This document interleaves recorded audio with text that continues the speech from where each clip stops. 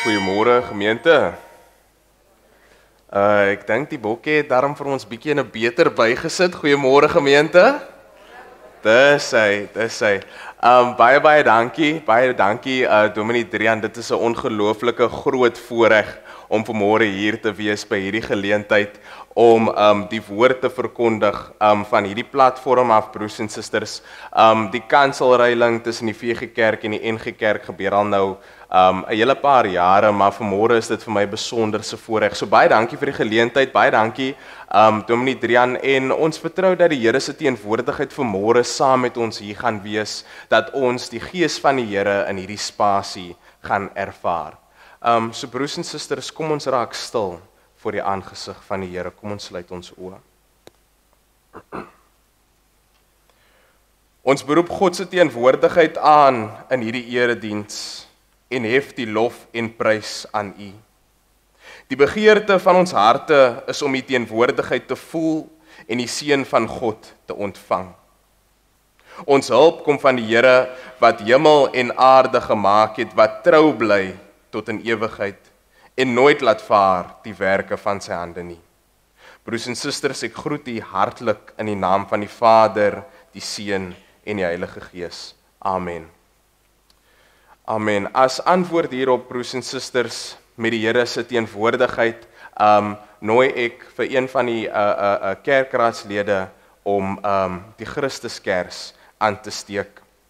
Met die aansteek van die Christuskers, broers en susters, erken ons die tasbare teenwoordigheid van die Here in hierdie spasie as 'n visuele en 'n sigbare manier aan die verbondenheid van die lig van Christus. Baie dankie. Broers en susters, as 'n reaksie op die Here se teenwoordigheid in hierdie spasie, nooi ek vir U uit. Ek weet nie as U julle staan of sit wanneer ons gesange sing nie, maar ons openingsgesang is lied 169.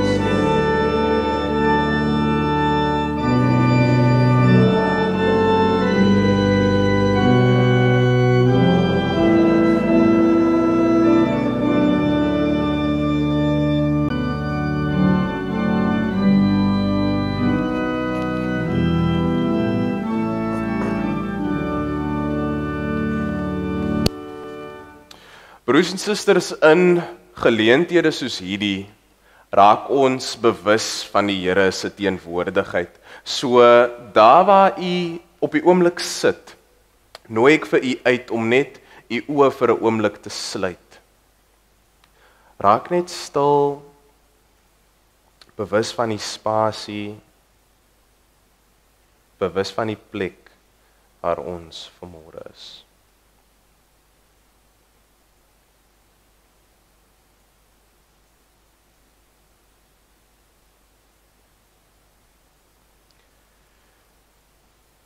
U mag maar U oë oopmaak.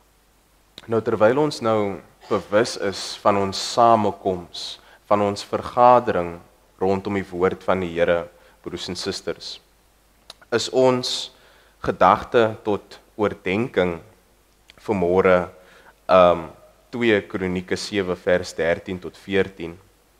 Nou, voordat ons hierdie teks lees, broers en susters, kom ons raak stil rondom die gedagte oor ons afhanklikheid aan Christus. Kom ons raak stil rondom die gedagte dat vanmôre is ons op die wakker word lys, dat die Here vanmôre sy aangesig oor ons laat skyn. Kom ons sluit die oë.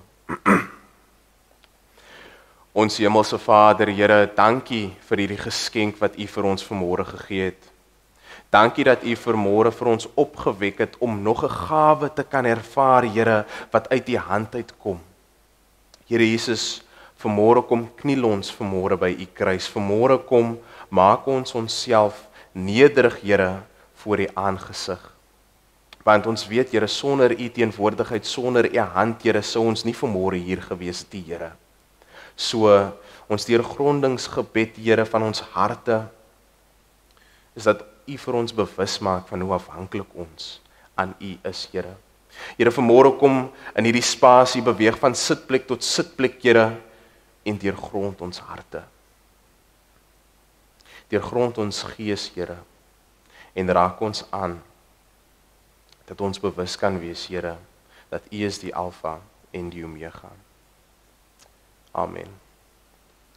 Broers en susters, vanmôre se diens van verontmoediging se teksvers kom vanuit 2 Kronieke 7 vanaf vers 13 tot 14. En dit kom vanuit die 1953 vertaling en dit lees as volg. As ek die hemel toesluit, dat daar geen reën is nie, of as ek die sprinkaan beveel om die land af te eet, of as ek pes onder my volk stuur, en my volk oor wie my naam uitgeroep is, hulle verootmoedig en bid, en my aangesig soek, en hulle bekeer van hulle verkeerde weë, dan sal ek uit die hemel hoor, en hulle sonde vergewe, en hulle land genees. Nou broers en susters, dus is vanmôre nie nodig vir my om te sê dat ons nie perfek is as mense nie. Ons weet dit. Ons is bewus daarvan dat ons as mense is feilbaar. Ons as mense is kwesbaar. Ons maak foute elke dag. En dis belangrik dat ons dit vir mekaar herinner. Want baie keer beweeg ons deur die lewe sonder dat ons bewus is daarvan en dit raak normalized, broers en susters, dat ons nie onsself deurgrond nie. Nou wat spreek hierdie teks vanmôre eintlik aan? Hier, broers en susters, is eintlik 'n opdrag dat ons onsself voor die Here natuurlik moet verootmoedig. Maar die gedagte wat ek vanmôre met julle wil los, die gedagte tot oordenking van vanmôre, strek eintlik 'n bietjie verby die voorbeeld in hierdie teks.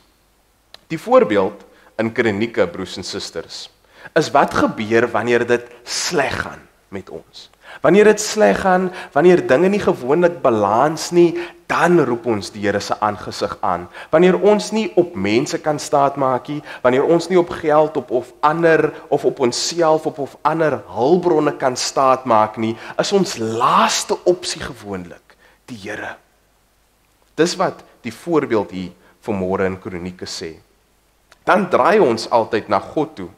Maar wat as dit goed gaan, broers en susters? Na wie se aangesig toe draai ons eerste?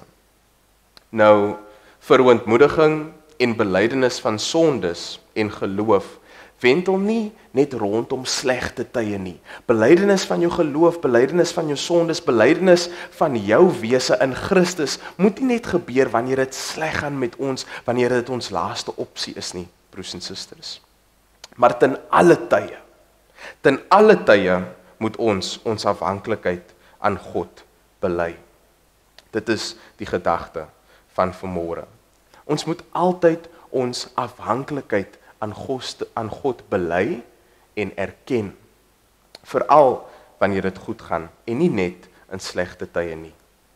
Kom ons sluit weer die oë, broers en susters.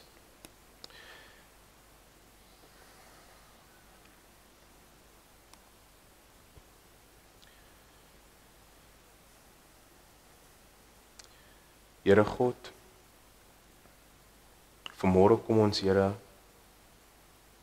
nederig, feilbaar en kwesbaar as mense, Here. Here, vanmôre kom bid ons dat ons nie net ons sondes moet bely of ons geloof in U moet bely wanneer dit sleg gaan nie, Here, maar juis wanneer dit goed gaan. Juis wanneer U aangesig oor ons lewens skyn, Here, en ons U teenwoordigheid voel, dat ons dan ons geloof en ons wese in U getuig. Deurgrond ons harte, Here. Reinig ons siele en maak ons weer opnuut.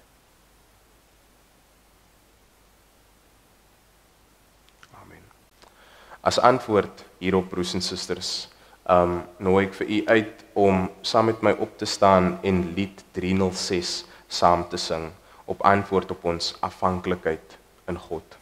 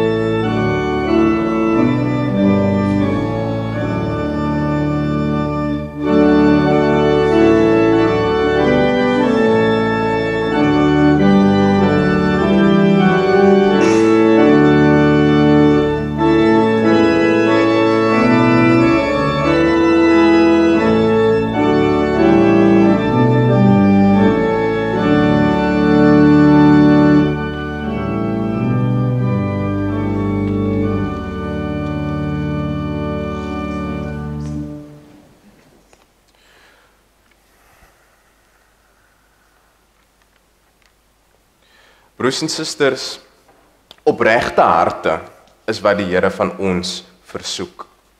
Opregte harte, opregte geloof. Want opregte geloof en deur geloof alleen kan die Here vir ons vergewe. Met opregte geloof alleen kan ons deurgrond word. En dit staan hier, broers en susters, in ons teks, Romeine 5 vanaf vers 1 tot 2. En ek hou dit aan u voor. Omdat ons dan uit die geloof geregverdig is, het ons dan vrede by God deur ons Here Jesus Christus, deur wie ons ook deur die geloof die toegang verkry het tot hierdie genade waarin ons staan, en ons roem in die hoop op die heerlikheid van God. Broers en susters, net deur opregte geloof alleen.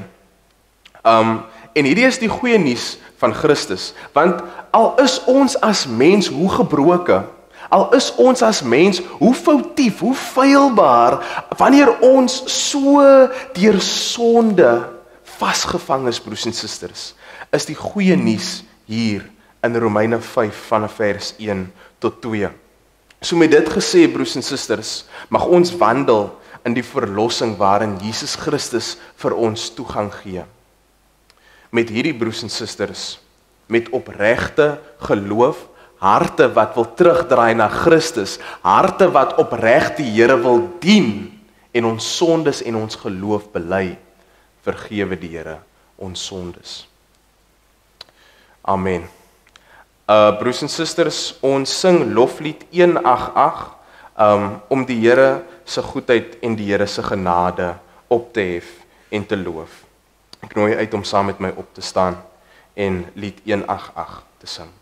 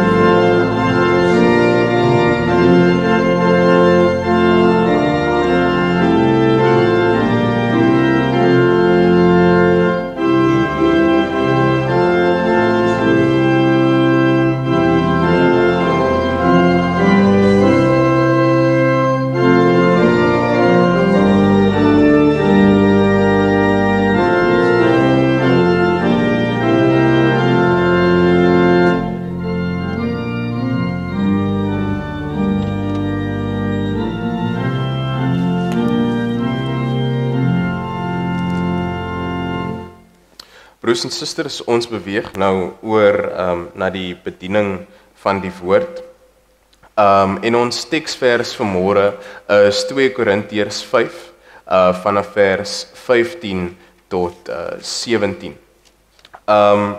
Voordat ons die teks gaan lees, broers en susters, gaan ons 'n predikingsgebed doen en mediteer op die woord van die Here. So kom ons sluit ons oë en kom ons bid saam.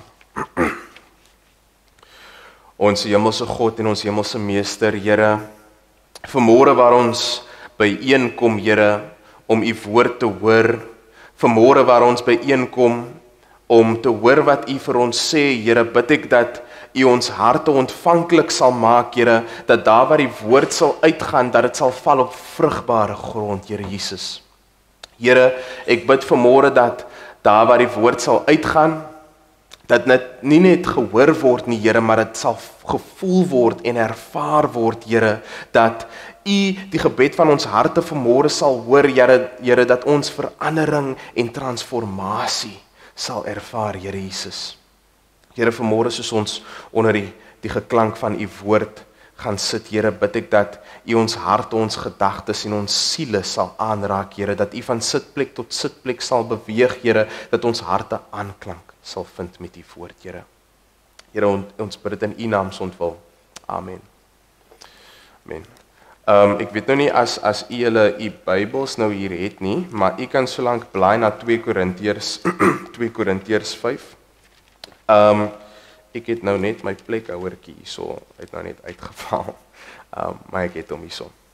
So 2 Korintiërs 5, broers en susters, vanaf vers 15 tot 17. En ons tema vanmôre is ons geestelike identiteit in Christus. Maar voordat ons die woord lees, net om vir u 'n bietjie van 'n agtergrond te gee rondom die woord.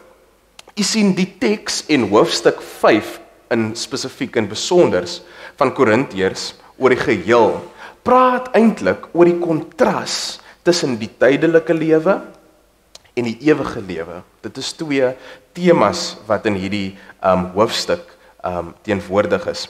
En hier, broers en susters, beklemtoon Paulus met 'n dringende gemoed dat daar waar jou as mens, daar waar jou prioriteite lê, uiteindelik jou plek en jou identiteit in hierdie wêreld en in die volgende ene gaan bepaal.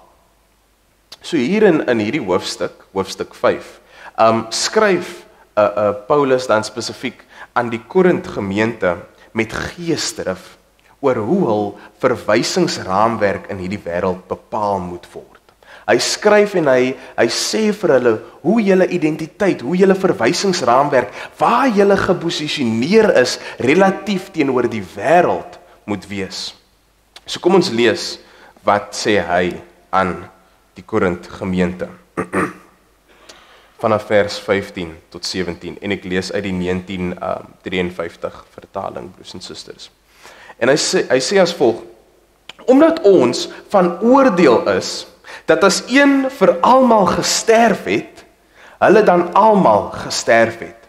En hy het vir almal gesterwe sodat die wat lewe nie meer vir hulself moet lewe nie, maar vir hom wat vir hulle gesterf het en opgewek is. Vers 16. Ons ken dus van nou af niemand meer na die vlees nie. En al het ons ook vir Christus na die vlees geken, nou ken ons hom tog nie meer so nie. Daarom, as iemand in Christus is hy 'n nuwe skepsel. Die ou dinge het verbygegaan. Kyk, dit het alles nuut geword. Tot sover die woord van die Here. Mag diegene wat dit hoor geseën wees tot in alle tye. Nou, broers en susters, die afgelope erfenisdag wat nou verby is, het ek en my gesin 'n bietjie gaan stilhou langs die N7 by Cardusie. En ons het natuurlik net om hierdie mooi vakansiedag, die mooi braaidag geniet. Ek meen, 'n mens kan nou nie binne die huis bly op so 'n fantastiese dag nie. En toe ons daar aankom, toe loop ek 'n goeie vriend van my raak, Benny.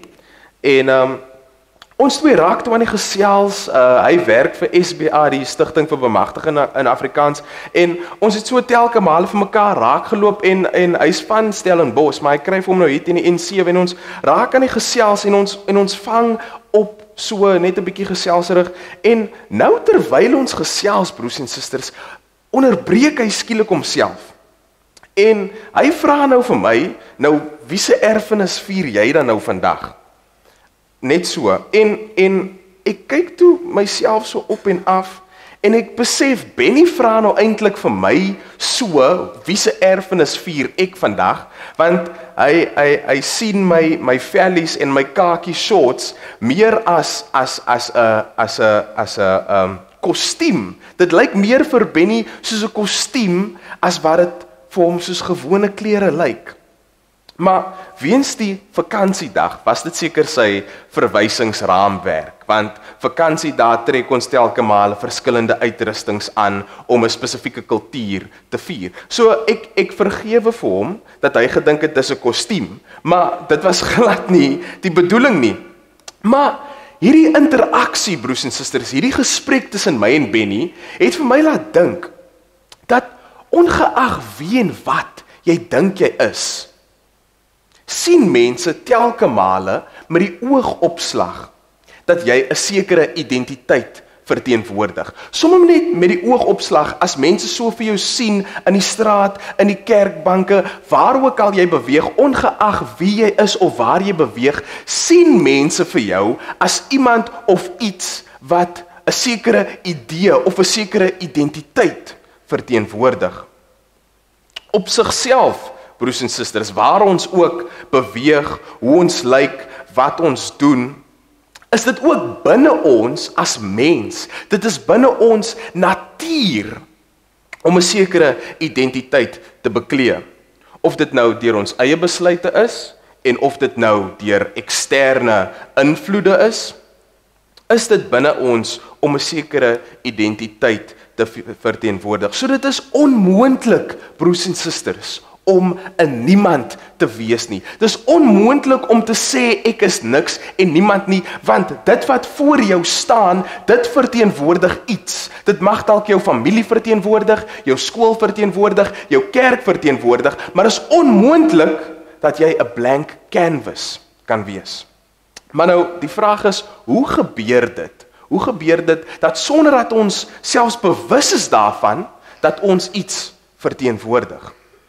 U sien, ons menslike ervaring, broers en susters, die wêreld waarin ons groot geword het, wie en wat oor jou pad gekom het, tot letterlik hierdie oomblik toe, broers en susters, in elke sosiale of emosionele of selfs besigheidstransaksies, dra hierdie verskillende faktore by tot die vorming van die persoon wie ons is.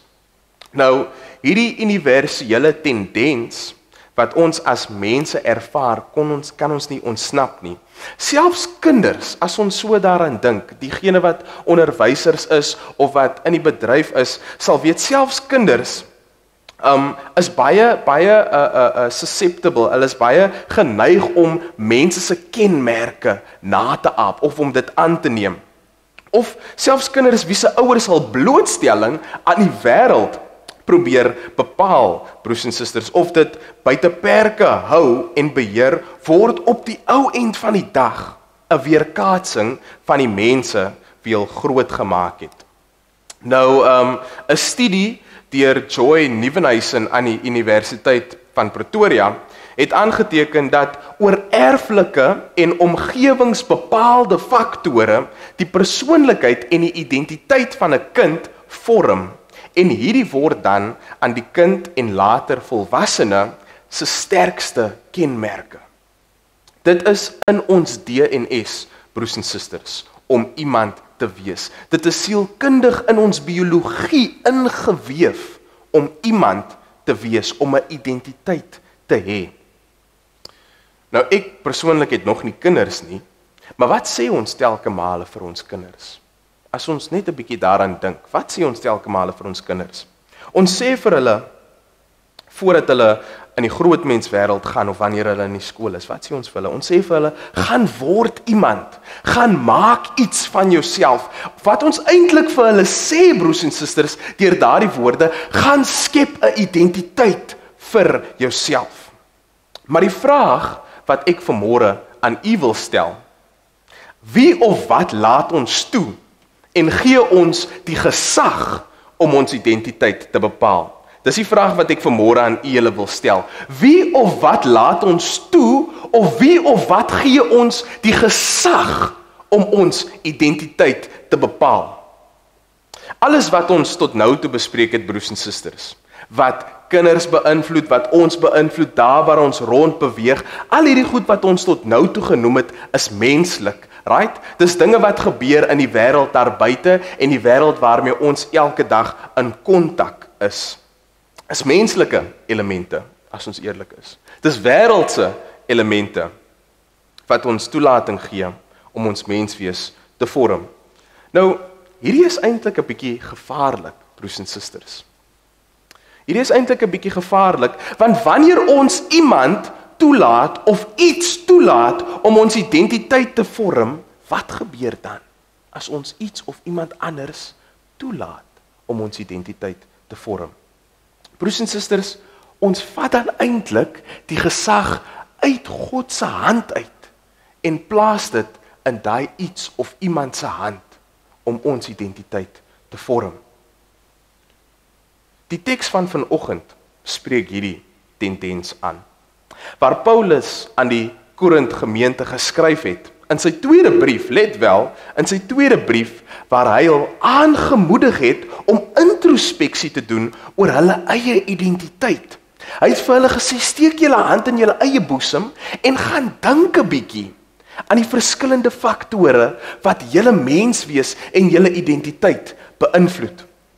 U sien, die motoriese moment wat eintlik vir Paulus aangehits het om hierdie tweede brief te skryf, was 'n herlewing wat in die kerk plaasgevind het. Hy was vir 'n tyd lank stil tussen die eerste brief en die tweede brief aan die Korinte. Maar wat daai motoriese moment, daai aansporing wat vir hom gemotiveer het om die tweede brief te skryf, was 'n herlewing wat in die kerk plaasgevind het. So in hierdie tydperk, net om vir 'n bietjie agtergrond te gee, Paulus wou nie teruggekeer het na die gemeente toe nie. Hy wou nie teruggekeer het na die Korinte gemeente toe nie, voordat hulle houding verander het nie, want hulle het toegelaat dat te veel ander dinge hulle menswees bepaal en beïnvloed. Hulle het toegelaat dat te veel ander faktore hulle identiteit bepaal. En toe Paulus hoor of nuus kry, dat daar 'n herlewing wat plaasvind, die mense beweeg terug na Christus toe skryf hy eers weer aan hulle. Al was hy natuurlik bekommerd en besorgd oor die gemeente, het Paulus eers terug aan hulle gereageer met verdere briewe van hoop en lering nadat Titus 'n brief gebring het wat sê dat die Korinte gemeente het hulself weer geestelik geanker. Hulle het weer hul geestelike anker gevind en hierdie het vir Paulus aangespoor. Maar ek moet weer vir hulle skryf. Daarom, broers en susters, soos Paulus hier in die teks aandui, kan die Christelike identiteit wat binne elkeen van ons eers oorneem nadat ons besef het in wie en wat ons deurgrond en gered is. Ons Christelike identiteit kan eers binne ons oorneem, broers en susters, nadat ons besef het in wie en deur wie ons gered is. So, om vir u net daardie beeld te skets, hy het eers teruggeskryf na hulle met boodskappe van liefde, lering en Christelike lering, eers nadat hy gehoor het, hulle het hulle geestelike, Christelike identiteit weer gevind. So, tot dusver, alles wat ons nou bespreek het, al hierdie invloede, broers en susters, is faktore en persepsies wat ons vorm. Al hierdie is verskillende dinge wat ons identiteit natuurlik beïnvloed en vorm. Maar Ek hoop u volg vir my, maar alles wat ons nou tot dusver toe genoem het, waar ons beweeg, met wie ons praat, die wêreld met wat ons in elke dag kontak is van die wêreld af, broers en susters. Dit is alles menslik. Is alles menslik. En as niks fout daarmee nie, want 95% van die tyd is dit die omgewings waarin ons beweeg, maar dit is belangrik om bewus te wees en te kan onderskei dat al hierdie dinge kom vanaf my en u hande af. Alles kom vanaf my en u hande af. So om dit 'n bietjie eenvoudiger te stel, dit alles is vanaf die vlees. Dit alles is afkomstig vanaf die vlees. Maar as ons gaan kyk, broers en susters, en ek nooi u uit om u Bybels ook oop te maak, om saam met my te kyk na wat vers 16 vir ons sê. Wat sê vers 16 vir ons?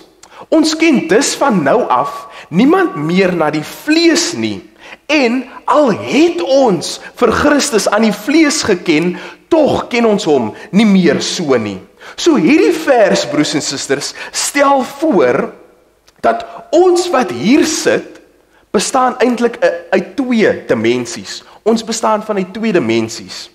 Naamlik die vlees aan die een kant en die gees aan die ander kant. Dit is wat vers 16 voorstel.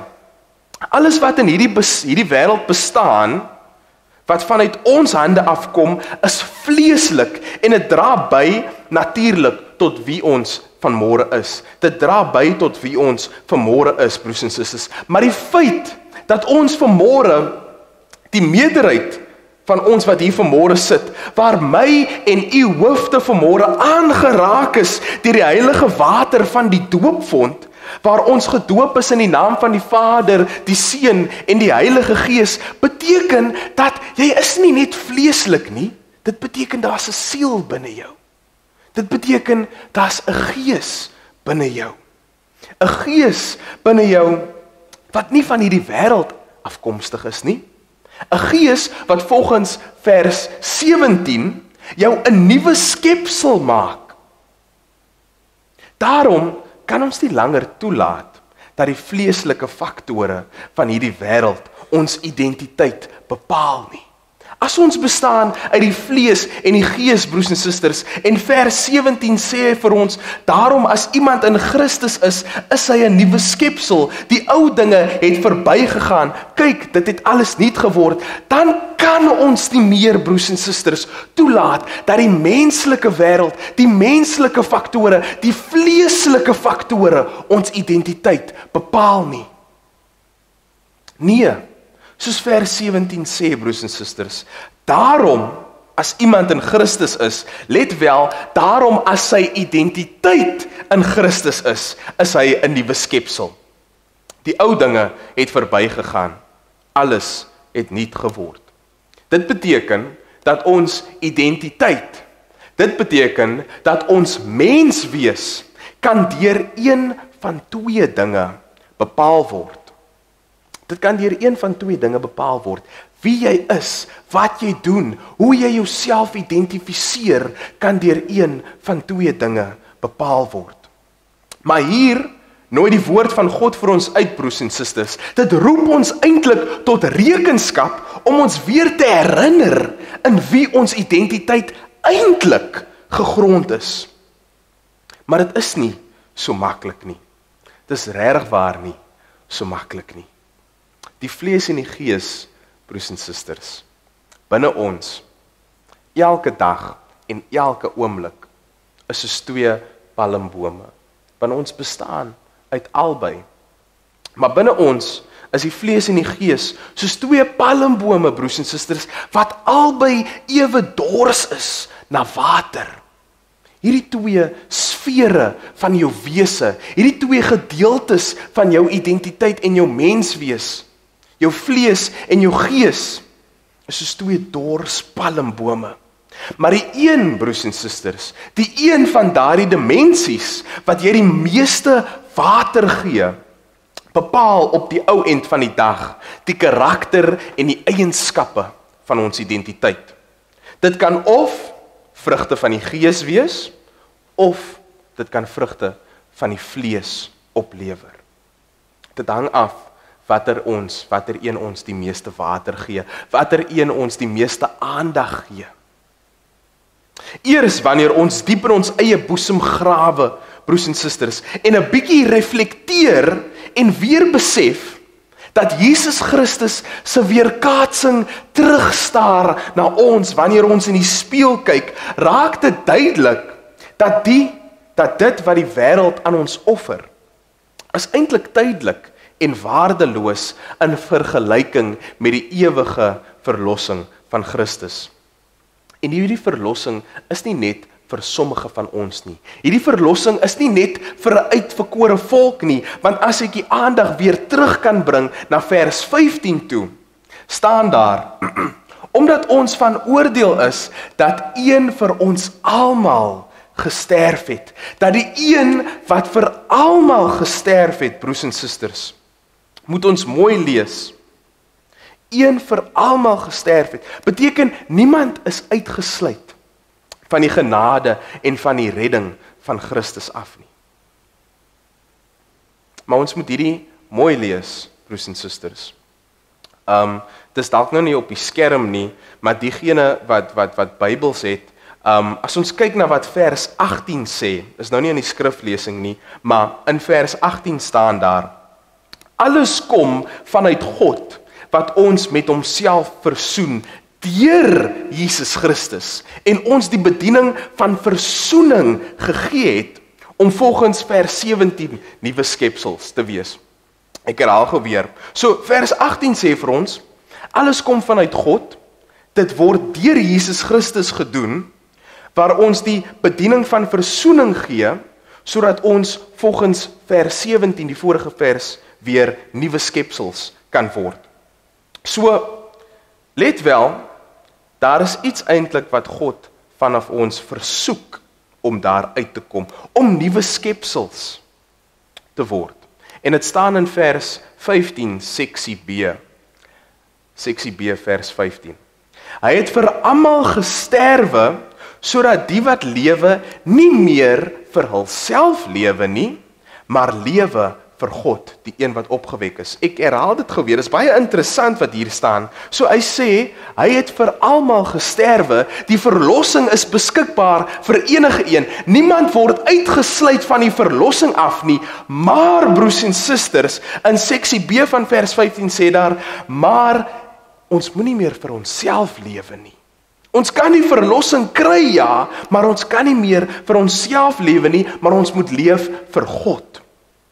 'n Christelike identiteit, 'n geestelike identiteit, 'n heilige identiteit, broers en susters, vra dat ons nie meer vir onsself lewe nie.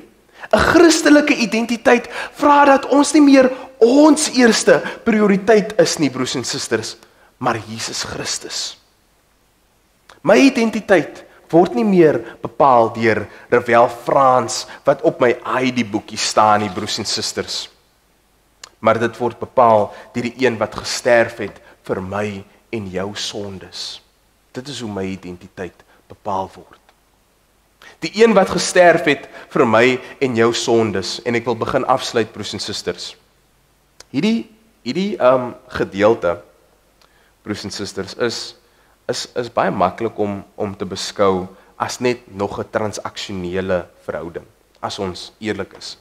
As ons dit sommer net on face value op sigself so bekyk. Ek leef nie meer vir myself nie, ek lewe vir Christus en ek kry die verlossing. Dis 'n transaksie, right? As ons eerlik is. Dis maklik om dit so te vereenvoudig en net te beskou as 'n transaksie. Maar waar ons iets doen om iets te ontvang, 'n mens kan dit misgis dat dit so 'n tipe dynamic is.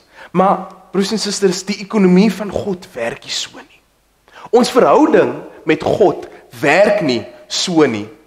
Vers 18 elimineer eintlik enige wanpersepsies deur te bevestig, en dit alles is uit God wat ons met homself versoen deur Jesus Christus. Dit is met God, deur God en vanuit God, broers en susters. En dit kom neer op solo gratia, deur genade alleen, deur God se genade alleen. Want daar's niks wat my en jou vaardighede, bekwaamheid, energie, krag of mag kan gesag kan bekom, dit wat God doen nie. Ons bekom die verlossing net deur God se genade alleen. Al wat van ons gevra word, broers en susters, al wat die Here net vir ons vra, wat hy van ons af versoek, is dat jy jouself oorgee aan die Here. Jy hoef niks te doen nie.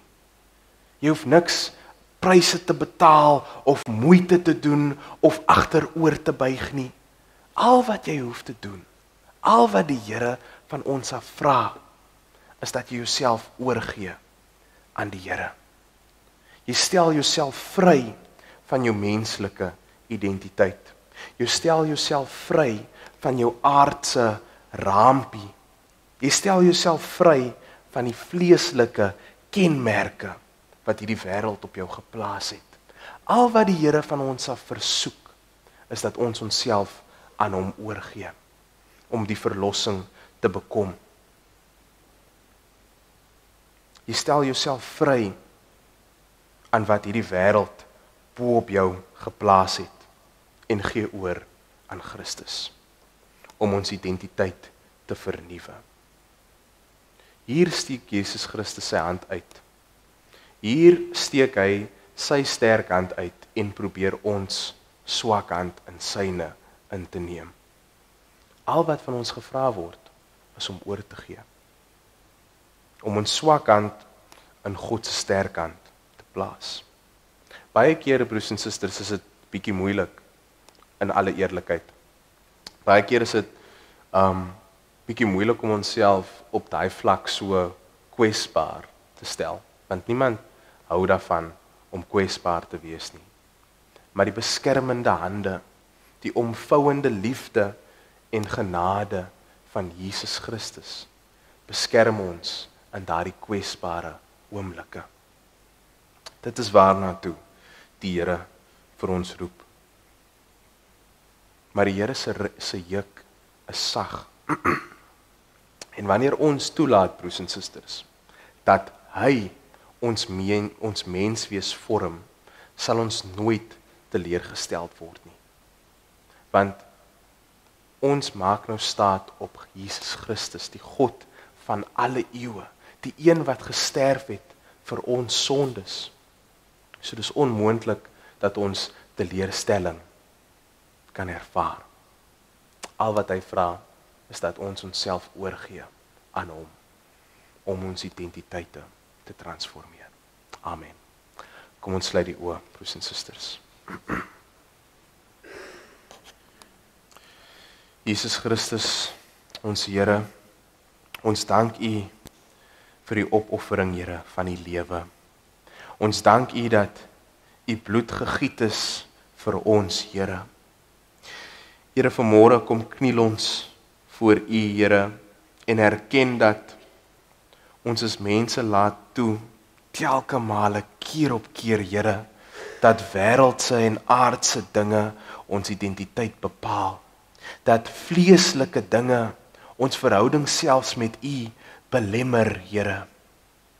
Maar vanmôre, soos wat U woord uitgegaan het, bid ons, Here, dat U van sitplek tot sitplek sal beweeg, Here, dat U weer vir ons sal herinner dat wanneer ons identiteit in U gegrond is, Here, dit is onfeilbaar, dit is onskitbaar, Here, dit is onbreekbaar.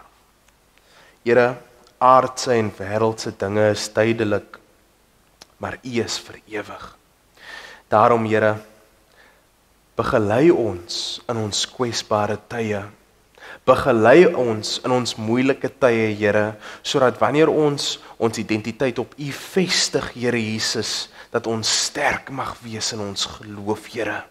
Dat ons nooit onsself of U sal twyfel nie, Here, want die God van alle eeue se gees wat vir ons verlos het, se gees is ook binne ons.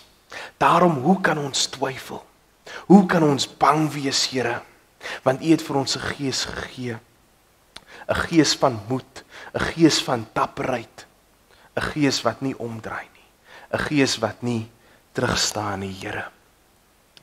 Here, ons bid vanmôre vir Piketberg, ons bid vanmôre vir ons gemeenskap, vir ons gemeentes, Here, ons bid vanmôre vir ons land, Here, vir ons leiers. Stort die bloed uit, Here, en stuur die engele uit op hierdie land, in hierdie kerk, beweeg van sitplek tot sitplek, Here, en raak ons hoofde aan, dat ons verander word, deur die woord, Here. Wees saam met ons, deur hierdie res van die dag, Here, en seën ons harte, dat ons van nou af, met sekerheid sal leef, dat ons identiteit in Christus gegrond is, Here. Amen. Kan ons kan ons staan vir ons slotgesang, broers en susters, gesang 602.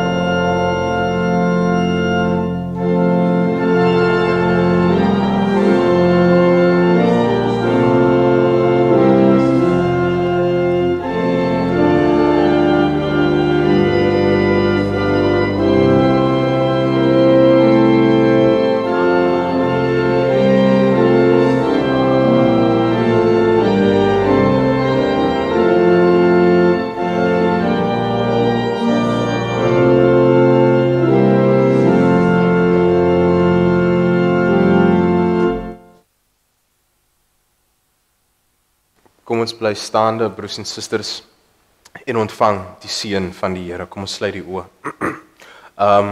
Ek versoek u om u een hand op te lig om die seën te ontvang en strek u ander hand vooruit om die seën aan ander te gee.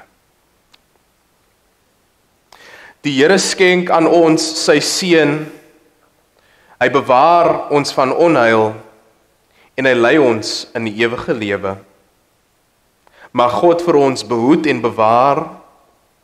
Mag God ons gebede verhoor en bovenal mag die Here vir ons sy vrede gee. Amen.